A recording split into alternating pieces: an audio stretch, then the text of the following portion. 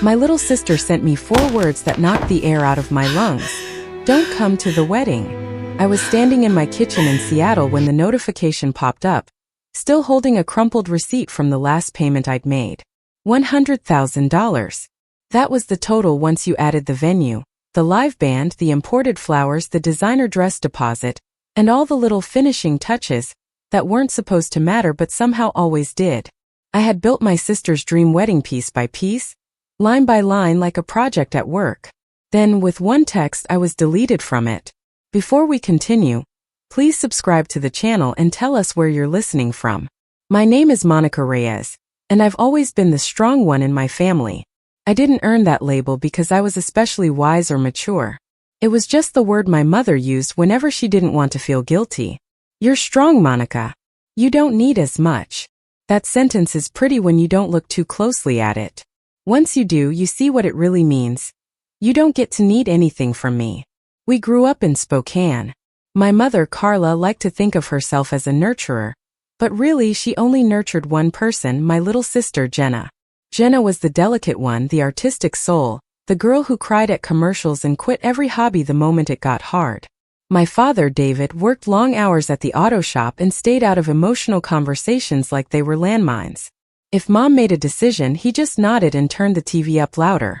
That was his way of saying, "Don't drag me into this." When I was 8, I started walking myself to school because Mom needed the car to take Jenna to ballet. When I was 12, I packed my own lunches and signed my own field trip forms because Mom was busy calming Jenna down over a scraped knee. When I was 16, I had my first panic attack alone in my room and taught myself how to breathe through it because Mom was sitting on Jenna's bed, stroking her hair and saying, "You're my fragile one. The world is too harsh for you." No one said who I was out loud. It was just assumed. The stable one, the background daughter, the towel wrapped around the fragile glass. By the time I moved to Seattle and started working in project management at a healthcare tech company, the roles were set in stone. I called home every Sunday. Jenna didn't. When I sent birthday gifts, they were so thoughtful. When I forgot one year because of a product launch, Mom called me crying like I'd burned the house down. But even then, some part of me still believed that if I just kept giving, eventually I'd earn my way into being seen. Then Jenna got engaged. I still remember that phone call. I was loading the dishwasher when my screen lit up with Mom's name. I answered with my usual, "Hey Mom, what's up?" She didn't ask about my day. She never did. She went straight into it. "Monica, baby," Jenna said yes. Ethan proposed. Her voice was high sugar sweet, vibrating with excitement. "We're finally going to have a wedding in this family." I smiled, genuinely happy for a second. "That's great. How's she feeling?" "Oh, she's over the moon," Mom gushed. "She wants something beautiful, you know? Something she can remember forever. And you're so good at organizing things. You've always been my little manager." The way she said it, I could hear the unspoken part. "You'll handle it." That night, Jenna called too, breathless, giggling. "Mon, you should have seen the ring. And the restaurant. And, oh my God, I still can't believe it." I waited for it and it came right on time. "I want my wedding to be perfect," she said. "Not like those cheap banquet hall weddings. Something elegant. Light strings, live band, floral arch, the whole thing. And like, I know Mom can't really afford it and Ethan's family is particular. But you understand this stuff. You always know what to do. Are you asking me to help plan it?" I said. "Or to pay for it?" There was a tiny pause. "Both? Just until things settle. You make good money, right? I promise it'll mean so much to me. I want you to be part of it." That last sentence hooked me. I want you to be part of it. So I said yes. The next 6 months blurred into spreadsheets, invoices, and late-night Zoom calls with vendors. I became the unofficial wedding planner and the very official wallet. The venue, a lakeside hotel ballroom with high ceilings and gold chandeliers, required a massive deposit. I wired it from my savings. The florist talked us into imported white peonies and garden roses flown in special for the bridal aesthetic. I put it on my card. The band wanted 50% up front. The photographer, the decor team, the shuttle service for guests, it all came to me. Every contract had my name on it. Monica Reyes, primary signer. At the time it felt practical. I dealt with contracts every day at work. I knew how to read them. Having everything under my name meant nothing would slip through the cracks. Or that's what I told myself anyway. At first, Jenna was all gratitude and excitement. She called me crying happy tears from the ballroom the first time she saw it. She sent me videos from dress fittings, twirling in lace in front of mirrors. She left me voice notes about centerpieces, napkin colors, dessert tables. For a while, I let myself believe that finally, we were becoming sisters in the way I'd always wanted. Then very quietly things started to change. The first red flag looked harmless. Our wedding planner, Sophie, stopped copying me on a couple of emails. I only noticed because a file number jumped in the shared folder without any notification. When I wrote to her, "Hey, could you keep me in the loop on all decisions?" she replied, "Of course. Sorry about that. We'll make sure Jenna is closely looped in." Closely looped in. The wording stuck with me. I was the one signing and paying, but suddenly Jenna was the one who needed to be closely anything. Then vendors started bypassing me. The band coordinator messaged Jenna directly about the set list. The florist texted her pictures, asking for final approval. It was subtle at first, then more frequent, like water slowly cutting a new path through rock. The real shift came when I met Ethan's mother, Margaret, on a video call about the rehearsal dinner. She had one of those polite, tight smiles that never touched her eyes. She kept referring to our guest list, our family, and our vision, like we were all on the same team. At one point she said, "We really want the ceremony to feel peaceful. No stress. No drama. Ethan has had enough chaos in his life." She held my gaze on the word peaceful, and I realized she wasn't talking about floral arrangements. I should have questioned it then. I didn't. I pushed down the discomfort and focused on logistics. That's what I'd always done. That's what they counted on me to do. A few weeks before the wedding, Jenna's tone shifted in our messages. Replies got shorter. "K. We'll see. Busy, talk later." The voice note stopped. When I called to ask if she wanted help with seating charts, a task she'd been begging me to take over, she sighed and said, "I'll figure it out," then hung up.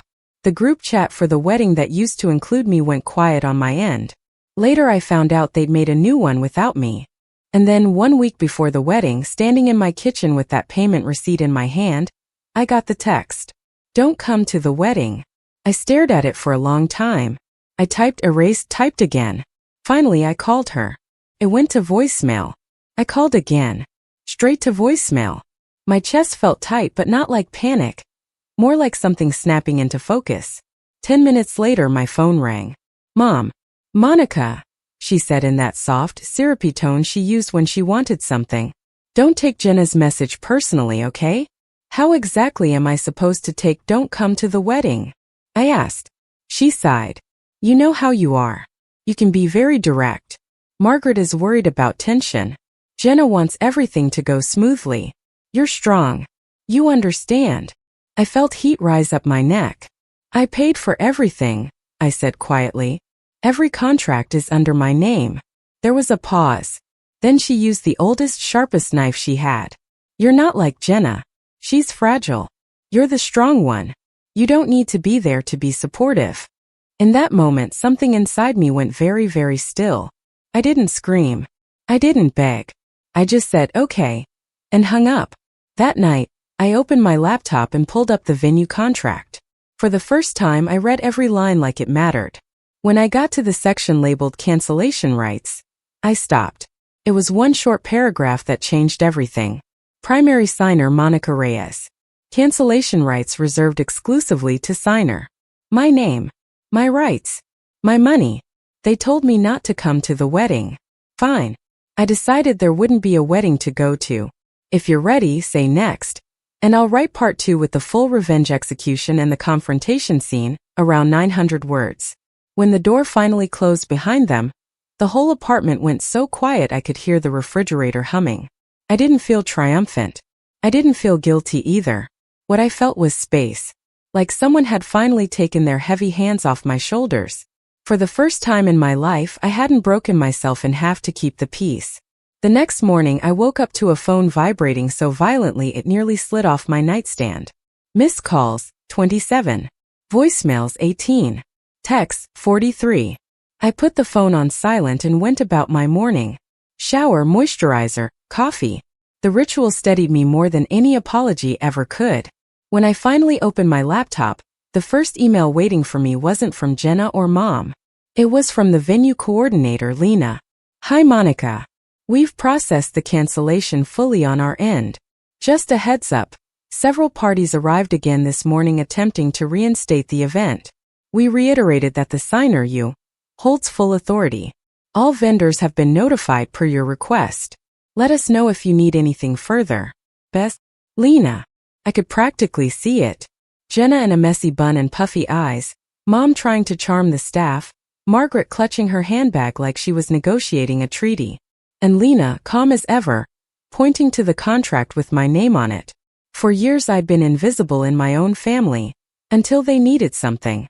Now the only name anyone cared about was mine. That afternoon the firestorm spread. My aunt group chat, normally full of birthday gifts and Bible quotes, exploded. "What happened to the wedding? Is it true Monica canceled everything?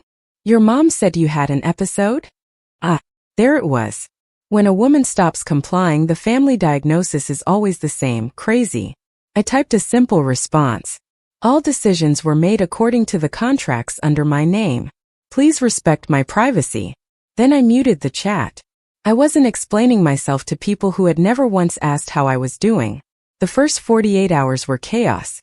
Mom left long, tearful voicemails about understanding and forgiveness, which really meant, undo this before people blame me. Margaret sent a curt text. "You've damaged our family's reputation. I hope you're proud." I didn't answer. Ethan tried calling once. I let it ring until it stopped. Then I blocked his number. If he couldn't stand up for Jenna against his mother, he definitely wasn't going to stand up for me. But the strangest silence came from Jenna. My sister, the girl who used to call me over a chipped nail, who once cried because her favorite yoga pants were too tight in the sole, was suddenly nowhere. No texts, no calls, no angry paragraphs, nothing. For the first time ever, she had to sit with the consequences of her own choices. My therapist, Dr. Harper, once said something I didn't understand until now. Some people only value you for the version of you that serves them. When that version disappears, so do they. Now I understood perfectly. That Friday I returned to therapy. My first session in months. Dr. Harper's office smelled like lavender and warm paper, the same way it always did. I sat down on the couch and exhaled slowly. "So," she said, "how was your week?" I laughed, not the funny kind, the one that comes from disbelief. "I canceled my sister's wedding." She didn't flinch. "Tell me why." And for the first time I told the story all the way through without minimizing myself. Without adding "it's fine," or "I understand why they did it." I spoke about the text, the sidelining, the lifetime of being the family's reliable mule, the contracts with my name, the confrontation. When I finished, she nodded. "And how do you feel now?" I thought about it. "Lighter," I said. "Like I finally stopped carrying people who were perfectly capable of walking." She smiled. "That's the feeling of boundaries. They're not walls. They're doors. You close them to keep your peace inside." That session changed the direction of my healing in a way I didn't expect. I stopped calling home out of obligation. I stopped rereading texts looking for hidden meaning. I stopped explaining myself to people who weren't listening. And in all that quiet I started hearing me. While my life softened and steadied, theirs went sideways. 3 days after the canceled wedding, my cousin sent me screenshots from social media. Guests who had flown in were furious. People asking, "Is everything okay? Was there an emergency? Did someone run away?" There was no wedding to attend, no celebration to fake. The Blakes had to send a mass text blaming unforeseen circumstances and a private family matter. But the truth has sharp little wings. Gets out. People were whispering. My aunt texted privately to say someone overheard Margaret at a brunch telling her friends. The older daughter had some kind of meltdown and sabotaged the whole thing. That made me smile. Not because it was true, it wasn't, but because for the first time in my life their narrative didn't matter more than mine. I knew what really happened. They knew what really happened. And they knew I wasn't playing their game anymore. 2 weeks later, on a quiet Sunday morning, I found an envelope outside my apartment door. My name was written on the front in Jenna's handwriting. Inside was a 3-page handwritten letter. Not excuses. Not manipulation. Not begging. Real honesty. Raw and nervous, like she wasn't sure how to do it. She wrote about how Margaret didn't want strong personalities at the wedding. How Mom kept saying, "Monica will get over it." How Jenna thought I'd stay quiet like I always had. How she hadn't realized until the venue lobby incident that everything, absolutely everything, was in my name. She said the humiliation was the first time I saw myself the way you probably see me. She apologized. Not for the wedding. For a lifetime of letting me carry her weight. She ended the letter with, "I understand if you never want to talk to me again. I hope someday you will. But this time the choice is yours, not mine." I folded the letter and put it in my desk drawer. I didn't text her. I didn't call. I didn't forgive her instantly. Forgiveness isn't a reflex. It's a door you open slowly when you decide. For now I chose peace. It's funny how revenge stories always sound explosive when people tell them. But the truth is quieter. Revenge, the real kind, isn't about hurting someone back. It's about removing yourself from the place they kept hurting you. Jenna told me not to come to the wedding, so I made sure there wasn't a wedding for me to miss. And if you've ever been the strong one, the one people rely on until they forget you're human, tell me your story in the comments. Because sometimes the strongest thing you can do is finally make someone face the consequences of forgetting you exist. And if this resonated with you, don't forget to subscribe for the next one.